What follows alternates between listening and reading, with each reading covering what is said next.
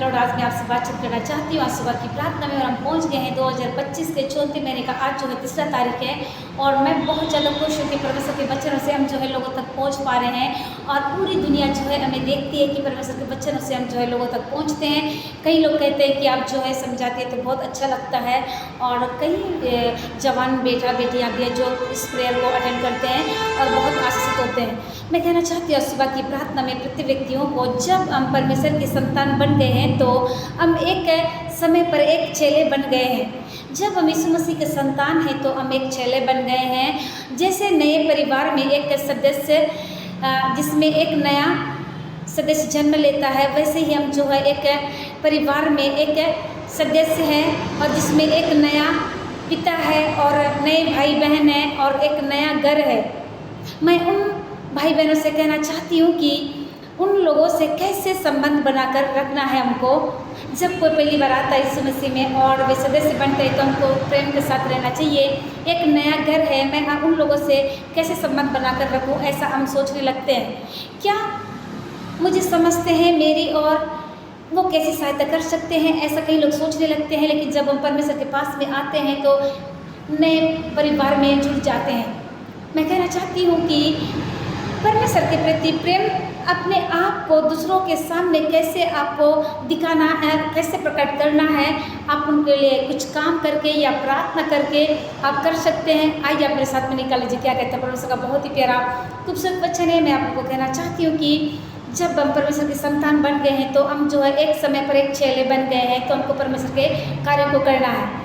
और परमेश्वर प्रेम है। जब नए घर में लोग आते हैं, जिस प्रकार हम वेलकम करते हैं, वैसे ही हम भी जो है जब पहली बार कोई भाई बहन आते हैं या उनका हमको स्वागत करना है। सो इस समय जितने लोग मुझको देख रहे हैं, आइए मेरे साथ में निकाल लीजिए क्या कहते हैं परमेश्वर का बहुत ही प्यारा खूबसूरत वचन है। दूसरा इतिहास 7 का 17-18 पद में जहाँ पर कुछ इस प्रकार से लिखा हुआ है, प्रभु यीशु ने कहा, और जो मुझसे प्रेम करता है वह मेरी आज्ञाओं को मानेगा।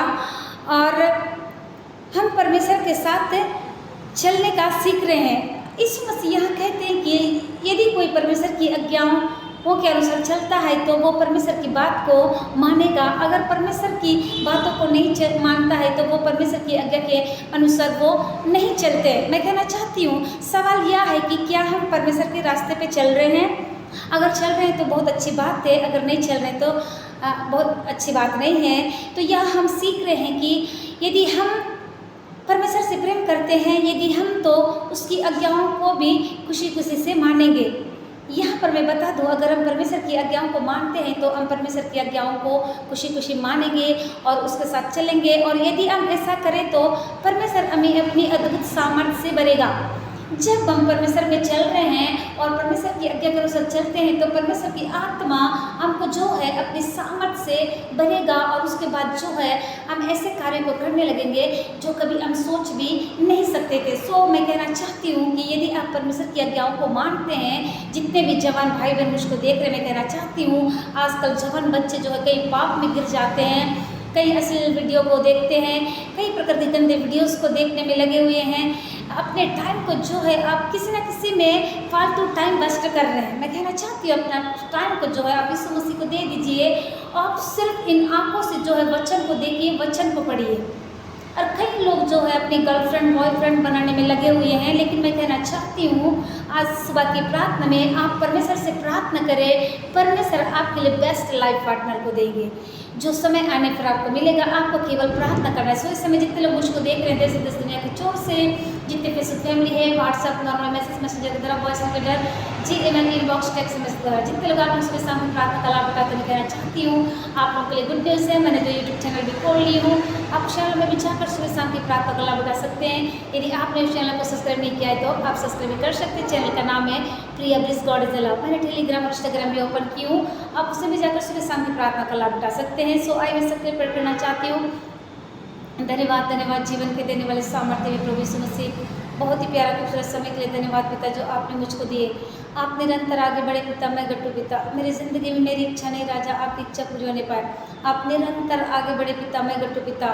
पवित्र आत्मा सहायता कीजिए, मदद कीजिए मेरे सेनाओं के युवा रबोनी बादशाह रिया लबारिक खंदनी बादशाह।